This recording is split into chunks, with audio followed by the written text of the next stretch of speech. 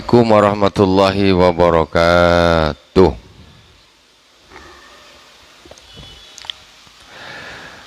Alhamdulillahirabbil alamin wassalatu wassalamu ala sayyidil mursalin wa ala alihi washabihi ajmain. Subhanaka la ilma lana illa ma 'allamtana innaka antal alimul hakim. Rabbis shrah li sadri wa yassir li amri wahlul 'uqdatam min lisani yafqahu qawli. Allahumma salli ala sayyidina Muhammadin tibil qulubi wa dawaiha wa afiatil abdani wa shifaiha wa nuril amsari wa diyaiha wa ala alihi wa sahbihi wa sallim. Allahumma salli wa sallim wa barik ala sayyidina Muhammadin nuri dzati wa sirri sari fi sairil asma'i wa sifat. Amma ba'd. Ibadallah usikum wa iyaya bitaqwallah faqad fazal muttaqun. Jamaah salat fardu maghrib Masjid Baitur Rahman yang dirahmati Allah Subhanahu wa taala, kaum muslimin muslimat yang dirahmati Allah. Pertama kita Fatihah terlebih dahulu kepada baginda Rasulullah sallallahu alaihi wasallam, kepada para anbiya, sahabat, tabi'in, tabi'in, kepada para aulia wa syuhada wa salihin wa jami' masyayikhina fid din, Ustaz Abu Yasid Muhammad bin Alwi Al-Malik Al-Hasani, Abu Yasid Ahmad bin Said Muhammad Al-Malik Al-Hasani, wa Ustaz Sayyidina Imam An-Nawawi rahimahullah ta'ala, sahibi riyadis salihin. Amadanallahu bimadadihim wa fada alaina min barakatihim wa anwarihim wa ulumihim fid dini wa dunya wal akhirati bisirril Fatihah. A'udzu billahi minasyaitonir rajim. Bismillahirrahmanirrahim. Alhamdulillahi rabbil alamin. Arrahmanir rahim. Maliki yaumiddin. Iyyaka na'budu wa iyyaka nasta'in. Ihdinas siratal mustaqim. Siratal ladzina an'amta 'alaihim ghairil maghdubi 'alaihim waladdallin. Amin. Bismillahirrahmanirrahim. Qala al-Imam An-Nawawi rahimahullah ta'ala wa nafa'ana Allah bi ulumi fid dharain. Wa an Abi Hurairah radhiyallahu ta'ala anhu annahu qala Rasulullah sallallahu alaihi wa alihi wasallam, la yafraq mu'minun mu'minatan in kariha minha khuluqan radiya minha akhar aw qala ghairahu. Hadis diriwayatkan oleh Sayyidina Imam Abu Hurairah radhiyallahu ta'ala anhu. Beliau berkata, Rasulullah sallallahu alaihi wasallam bersabda, janganlah seorang laki-laki mukmin memarahi seorang wanita mukminah in kariha minha khuluqan, kalau dia benci atau tidak suka terhadap akhlak dari wanita mukminah tersebut. Radiya minha akhar aw qala ghairahu, yang mana laki-laki tersebut dia suka atau ridha terhadap akhlak yang lain daripada wanita tersebut. Maksudnya ini semua ini orang ada kekurangannya. Ketika ada seorang ada kekurangannya, jangan dicaci. Ini kalau di sini lebih cenderung kepada di rumah tangga. Ya, di rumah tangga. Kalau istri punya sifat jelek satu, mungkin ada sifat lain yang engkau sukai. Nah, jadi yang jeleknya tidak usah kau caci, tetapi karena ada yang bagus yang lain. Jangan pula jelek semua. Nah, jelek semua payah nanti. Cari mana yang bagus nih tak jumpa pula. Aduh, ini kacau nih. Yang ini tak suka, yang ini dia akhlaknya suka. Yang ini tak suka, ini ada sifatnya yang bagus. Jangan sampai ini tak bagus, cari yang bagus tak jumpa. Ininya jelek, ini jelek. Astagfirullahaladzim. Jangan sampai. Jangan jelek semua sifat tuh, harus ada bagusnya. Sehingga bisa menjadi penambal kejelekan satu sifat. Ini sifat jelek semua, macam mana nak nambal? Bingung orang nak menyukai ini dari arah mana. Dan itu bisa diusahakan, bisa dirubah. Hadis berikutnya, wa an Amr bin Al-Ahwas Al-Hubashi Al-Jushami radhiyallahu ta'ala anhu annahu sami'a an-nabiy sallallahu alaihi wasallam fi hajjatil wada' yaqulu bad'an hamidallaha ta'ala wasna alaihi wa dzakara wa wa'adha summa qala ala wastausu bin nisa'i khaira wa innama hunna awanin indakum laisa tamlikuna minhunna syai'an ghaira dzalik illa ayatina bi fahishatin mubayyinah. Sayyidina Amr bin Ahwas meriwayatkan sesungguhnya beliau mendengar Rasulullah sallallahu alaihi wasallam ketika di Hajjatul Wada, haji terakhir Rasulullah. Setelah Rasulullah memuji Allah, kemudian berzikir, kemudian memberi nasihat. Sumakala, kemudian Rasulullah bersabda, ala wastausu bin nisa'i khaira. Ingatlah Rasulullah SAW berpesan baiklah terhadap istri-istri. Fa inna mahunna awanin indakum, karena sesungguhnya mereka itu memerlukan orang yang memerlukan pertolongan di sisimu. Laisa tamlikuna minhunna syai'an. Dan mereka dan kalian tidak memiliki apa-apapun dari mereka. Maksudnya kalian ini tidak boleh melakukan hal yang zalim terhadap mereka. Tidak boleh menzalimi mereka sedikit pun. Laisa tamlikuna minhunna syai'a. Ghaira dzalika illa ayati nabi fahishatin mubayyinah. Kecuali kalau mereka melakukan perbuatan keji yang nyata. Tidak boleh menyakiti kecuali kalau memang dia melakukan perbuatan keji yang nyata. Tapi fahisyah ini biasanya berzina. Ini kalau dah berzina, naudzubillah semua naudzubillah. Ya. Nah, ini harus diberi pelajaran. Seorang istri naudzubillah, ya, jangan sampai. Itu harus diberi pelajaran. Jangan dibiarin aja. Zaman sekarang ini selingkuh dianggap biasa. Si istri selingkuh, suaminya selingkuh juga. Ya 50-50 lah. 50-50 lah. Engkau juga, aku juga. Jadi kita damai-damai aja, slow.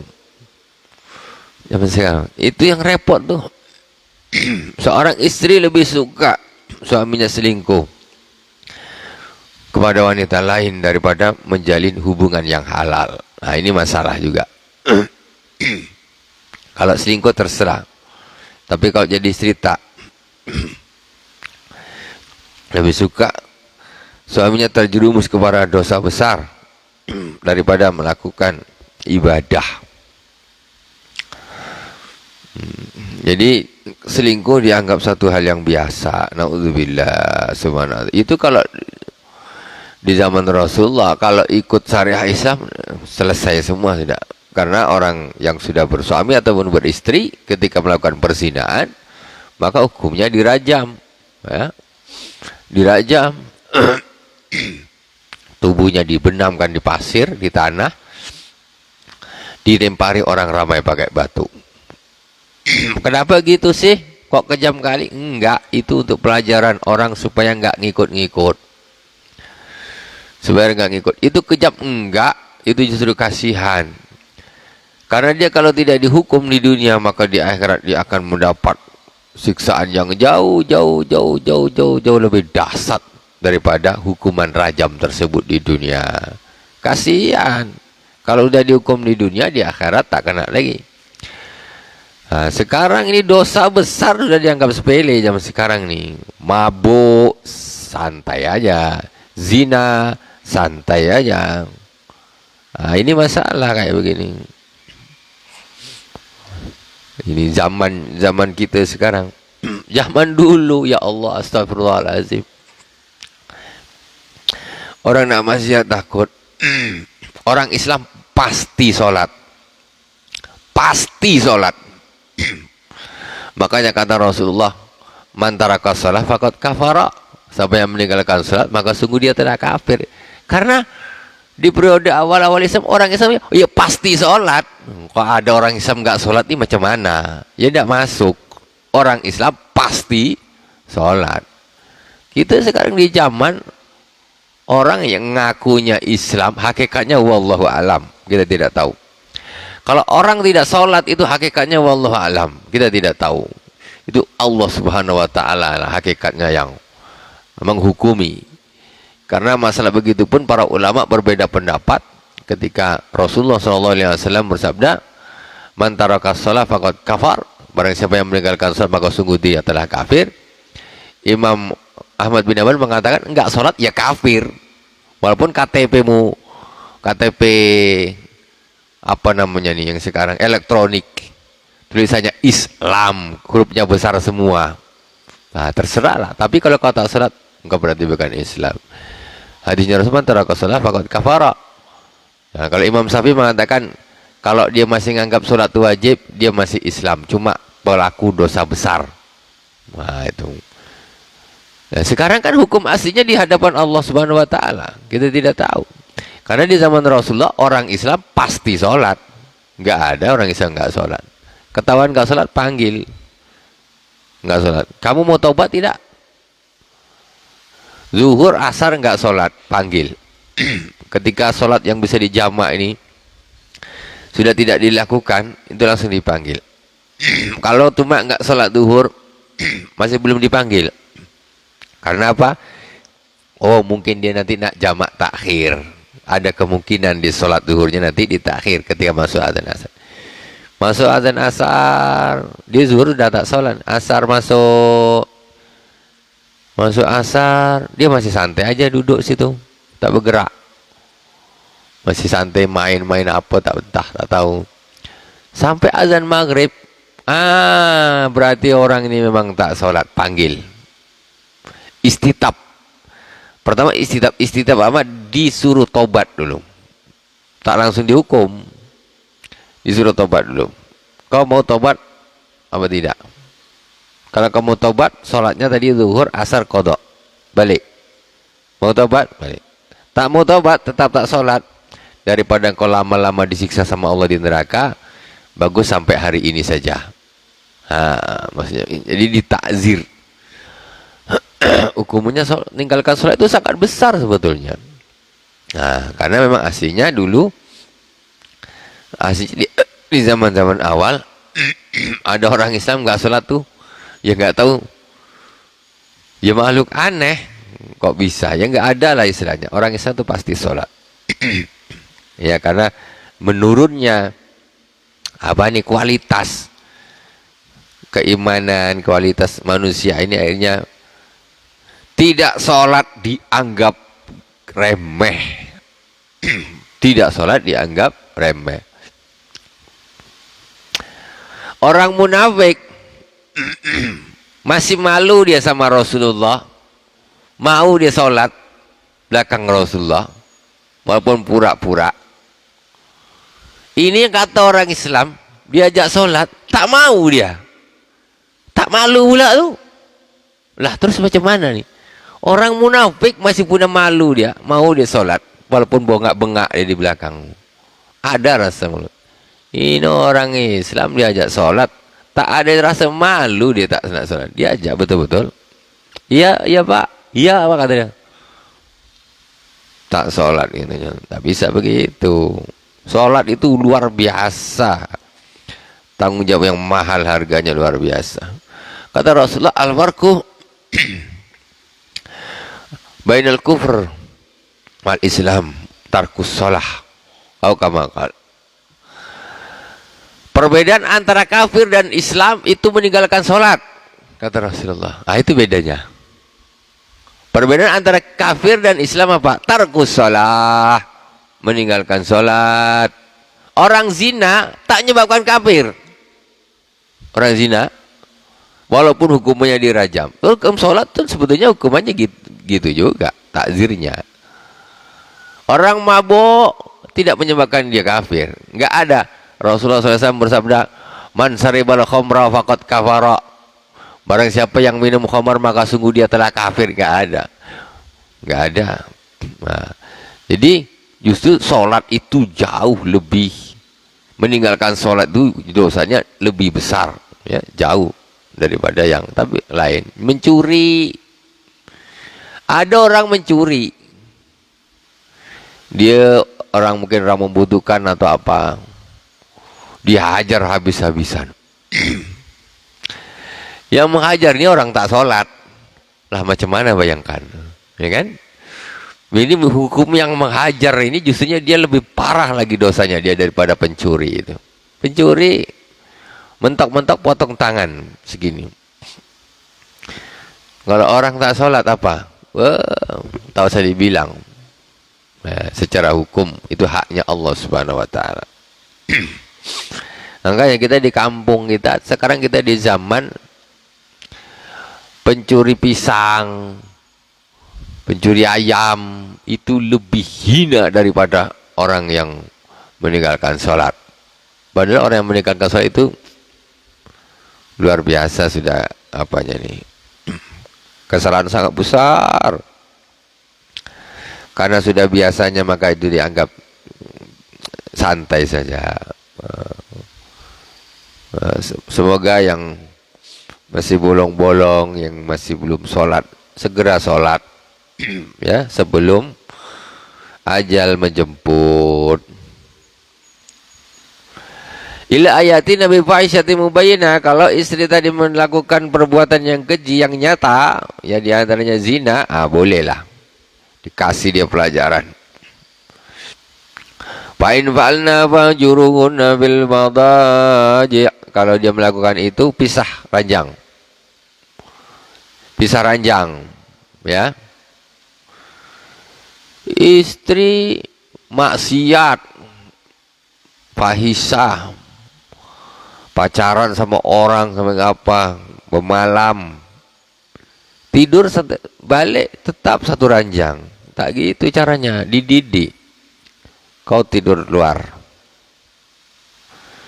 Wadribuhunna darban ghairu mubarrah, belum sembuh pukul. Tetapi pukulan yang tidak sampai mematahkan. Istilahnya parah, pendarahan parah tidak, hanya sekedar untuk biar kapok. Dah gitu tetap dia udah dipisah ranjang, dinasihatin sudah, pisah ranjang sudah, dipukul sudah, tetap dia bermaksiat kepada Allah Subhanahu Wa Taala. Tetap dia melakukan perbuatan keji, atau tetap dia tidak mau taat melakukan sholat, buang. Apalagi nak diharap? Tiga fase menasihati itu sudah dilakukan.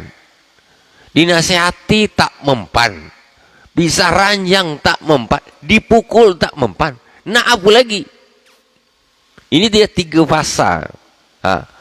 Tiga fase. Tetap dia maksiat, balik kita kasih makan. Dia maksiat, balik kita kasih makan. Kenyang dia dibikin untuk bermaksiat kepada Allah. Duit kita kerja, kita apa, dapat duit, kasih makan dia untuk bermaksiat kepada Allah. Apa untungnya? Makanya kalau punya istri, wajib solehah. Itu hukumnya wajib itu. Tidak bisa tidak. Wajib, istri itu wajib solehah. Kalau tidak, mubadir kita ngasih makan orang tukang maksiat kepada Allah Subhanahu Wa Taala. Mubadir. Anaknya mau jadi apa kalau ibunya tukang maksiat? Itu seperti itu.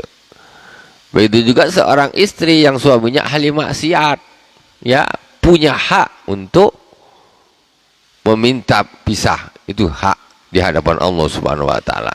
Kalau sudah tak tahan, silakan. Itu punya hak. Dan suami tidak bisa menolak dan itu akan diputuskan oleh hakim gitu. Tapi sekarang yang minta-minta kayak gitu cerai bukan karena suaminya maksiat, bukan karena ini, kadang-kadang faktor-faktor cemburu, faktor apa, nah, itu jadinya.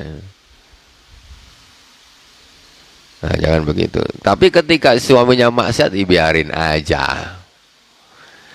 Jangan begitulah. Fa'in ata'nakum fala tabghu 'alaihinna sabila. Kalau mereka taat sudah, dipisah ranjang, belum sadar juga. Pukul. Habis dipukul baru dia berhenti tak maksiat sama Allah. Tobat dia tak mau maksiat lagi. Tak mau dia pergi malam, pacaran lagi. Umpamanya naudzubillah, zina. Sudah, kalau dia dah baik, dah. Tak usah kau ungkit-ungkit lagi. Dah, anggap tidak ada kejadian, tak usah diungkit lagi. Nanti jadi masalah lagi. Yang penting dia dah baik, sudah. Lanjut. Samudera rumah tangga lanjutkan. Tapi itu tadi kalau dah gitu tetap aja dia. Oh, memang tak bisa dipertahankan. Tidak bisa. Jadi tidak semuanya penceraian itu tidak baik. Nah, tidak semua perceraian itu tidak baik. Tidak semua. Tapi lihat-lihat keadaannya.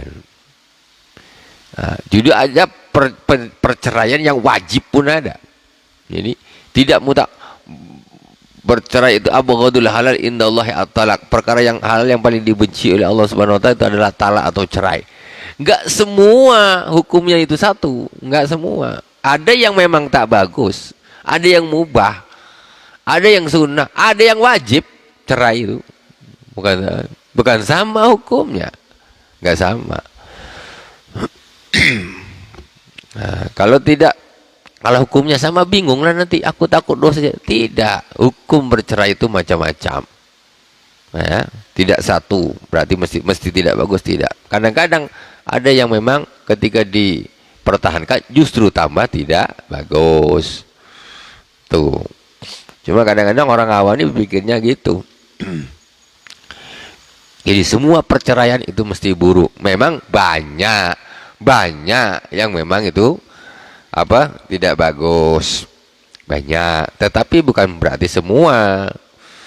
Jadi tergantung kasusnya masing-masing.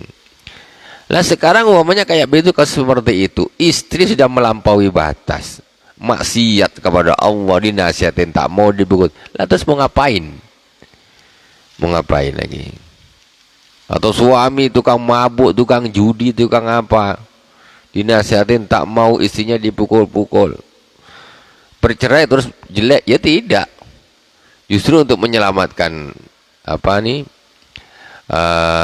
diri, untuk menyelamatkan agama, itu bagus. Kalau sampai seorang istri terancam agamanya, ya justru sampai kepada derajat wajib, daripada agamanya lepas. Itu contoh, maksudnya hukumnya tidak sama. Lihat mendetail kasus-kasusnya.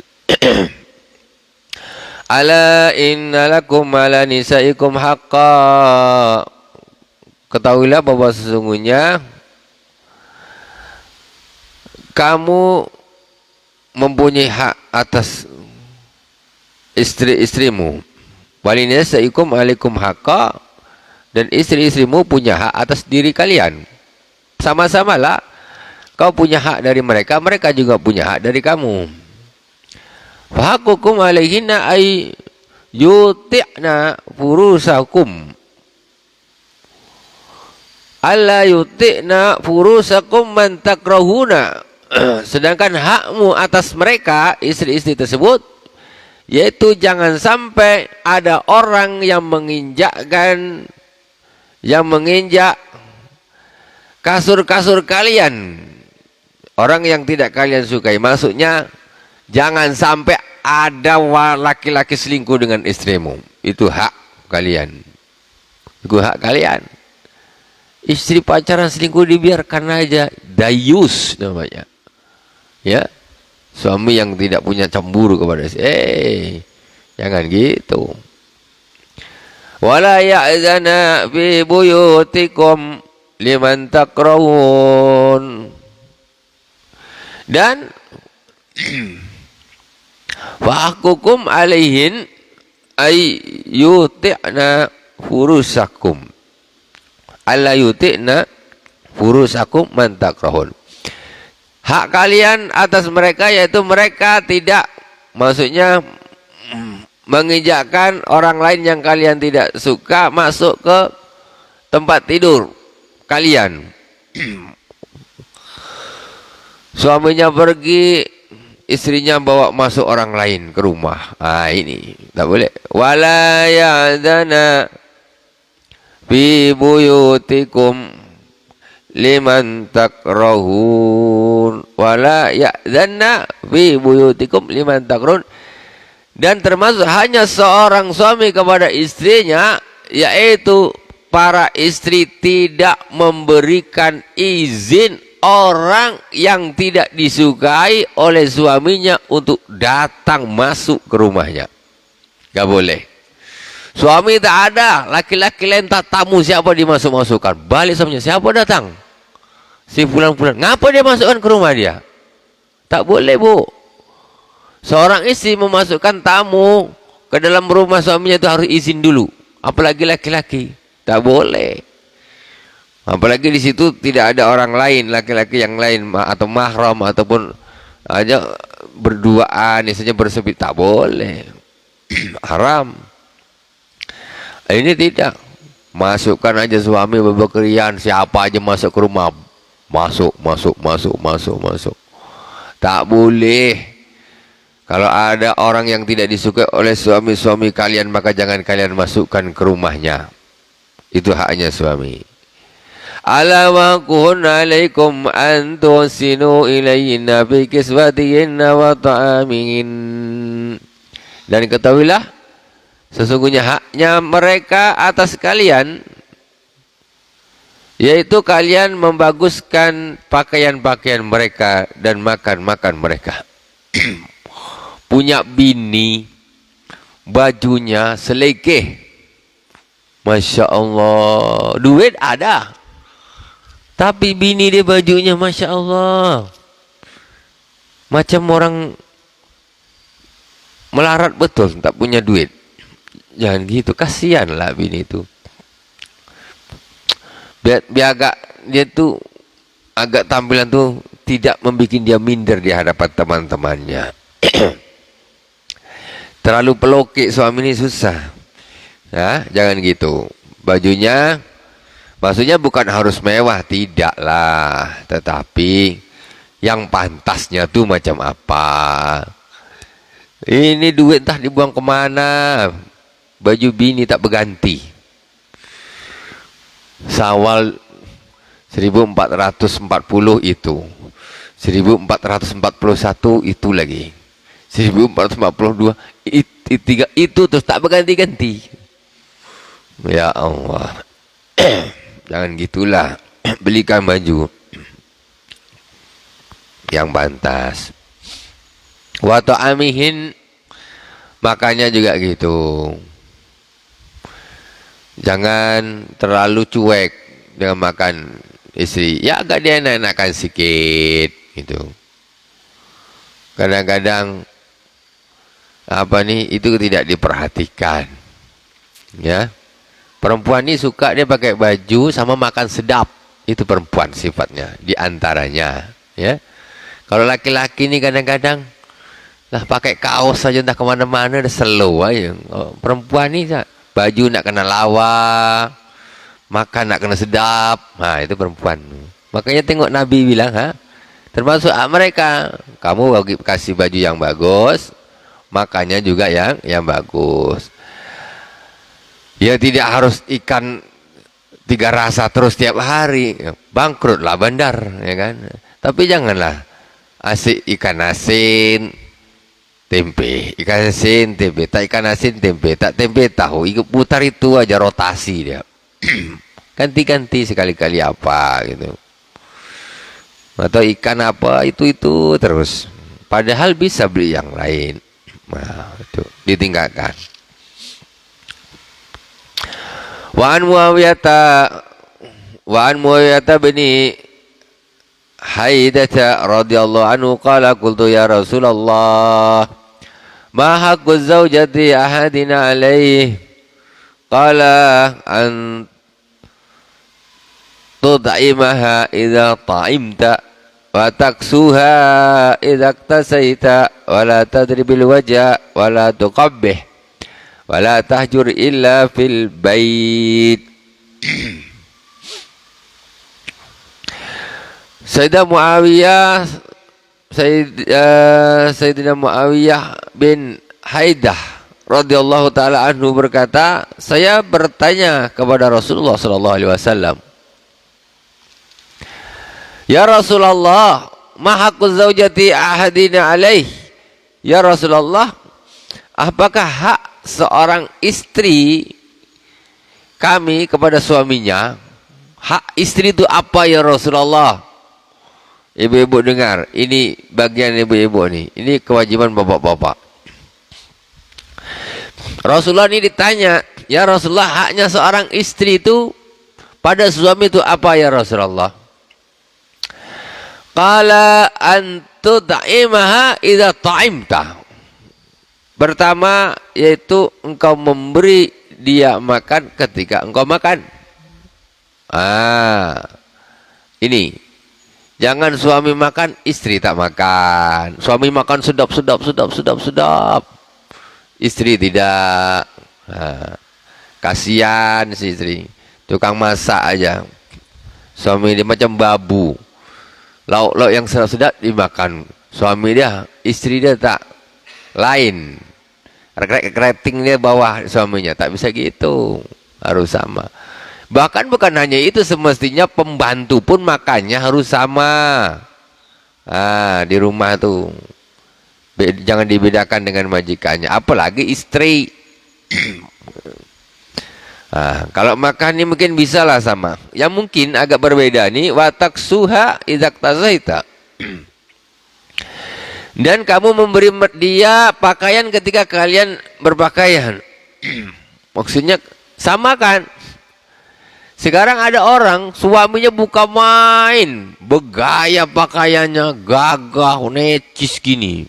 Tapi bini dia tak diperhatikan. Sederhana saja, pakaian rumah saja. Ini cuman harus ada tanda petik. Pakaiannya ini tetap yang bagus, yang syar'i, yang tidak lebay atau yang sifatnya duniawi. Tidak begitu. Pamer gitu enggak. Jadi yang disebut maksudnya yang bagus itu yang pantas, ya. Bukan yang gemerlap luar biasa untuk pamer. Macam artis-artis baju dia. Itu ahli dunia namanya. Ahli dunia.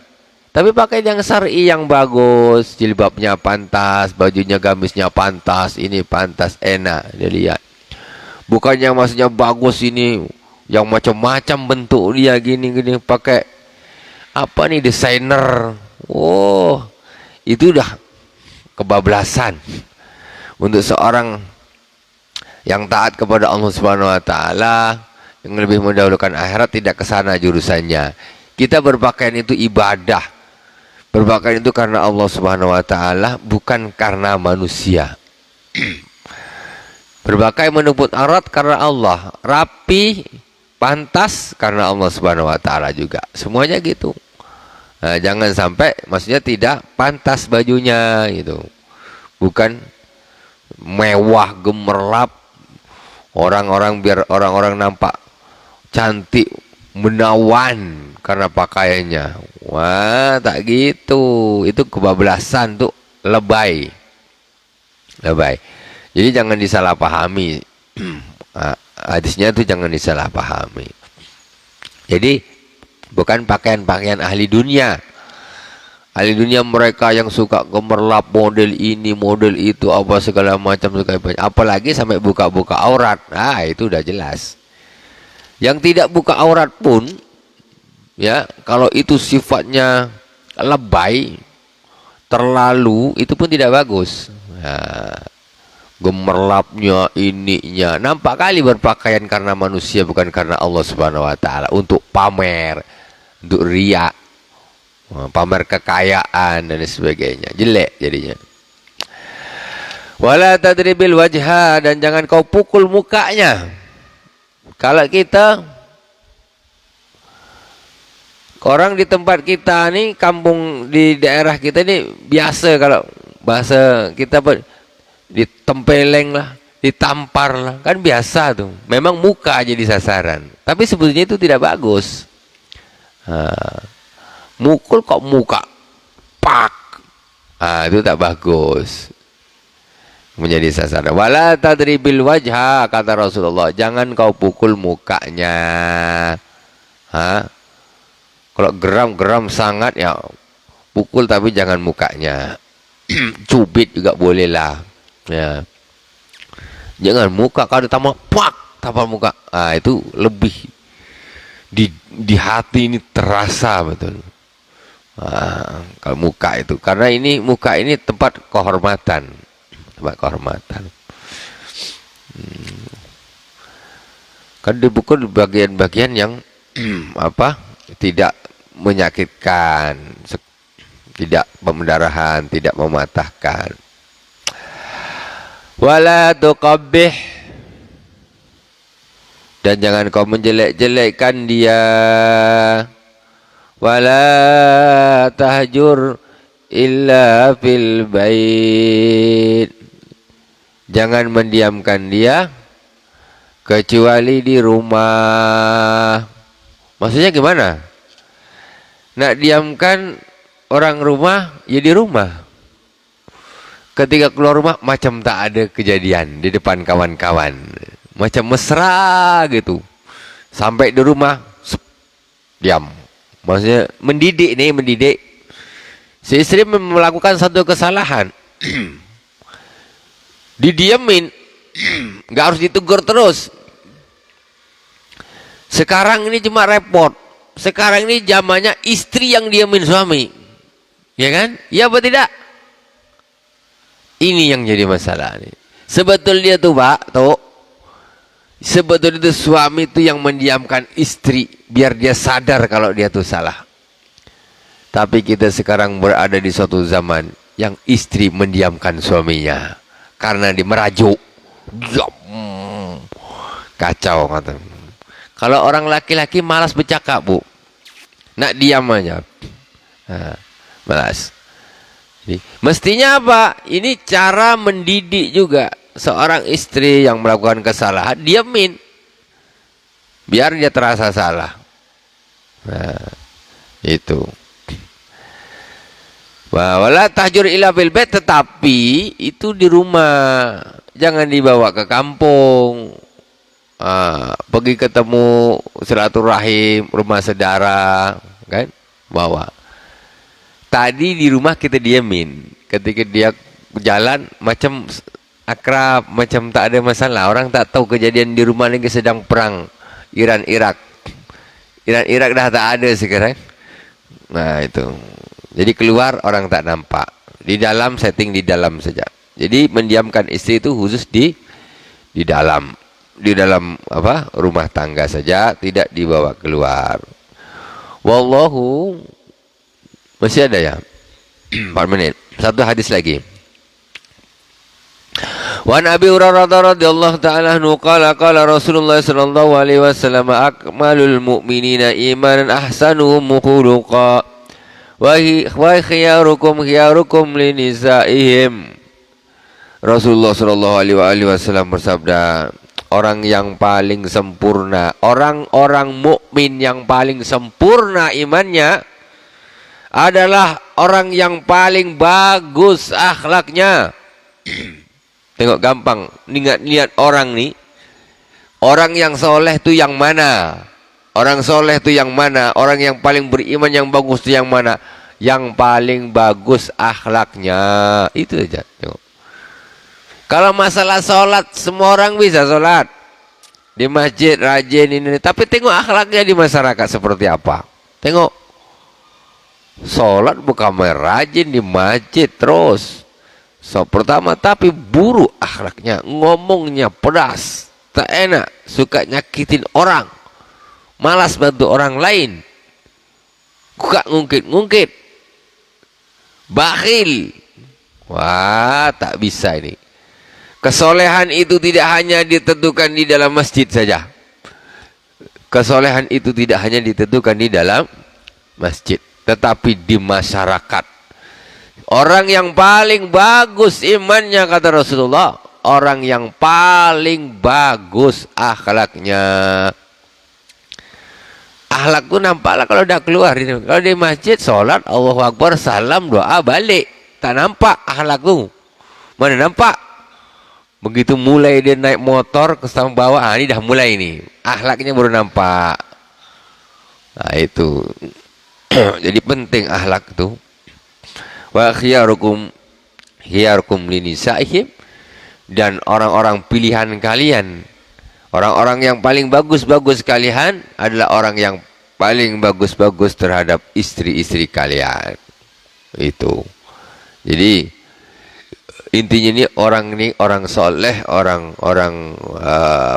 yang bagus akhlaknya, bagus imannya, itu orang yang akhlaknya bagus. Intinya di situlah. Itu adalah inti daripada kesolehan, ya. Dengan ketaatan bukan hanya sekedar murni ibadah mahdoh saja seperti sholatnya apa saja, tidak, tetapi juga ibadah secara sosialnya itu juga harus bagus. Itulah menjadi alamat apakah dia orang yang sempurna imannya ataupun yang tidak, ya. Wallahu subhanahu wa ta'ala a'lam.